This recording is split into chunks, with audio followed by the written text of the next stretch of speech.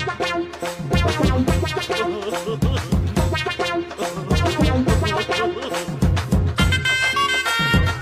লেবু কত?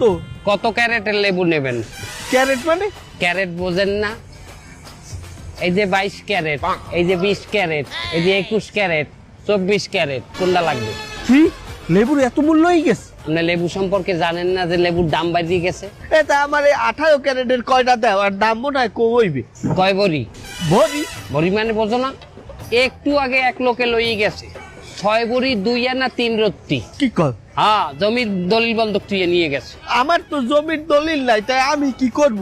ও কিডনি আছে, কিডনি এত হইবে? আপনার কিডনি হয় চলবে না। ফাঁকা? আপনি বাংলাদেশি না?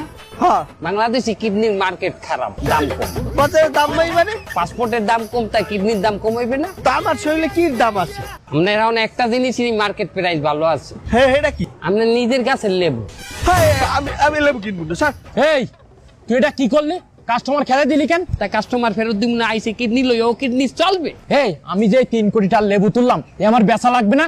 রোজার পরে কি মার্কেট থাকবে? পরের রমজানে বিক্রি করবেন। হ্যাঁ শালা, পরে রোজায় ব্যস্ত মানে লেবু কি থায়? ও যে পয়সা যাবেন।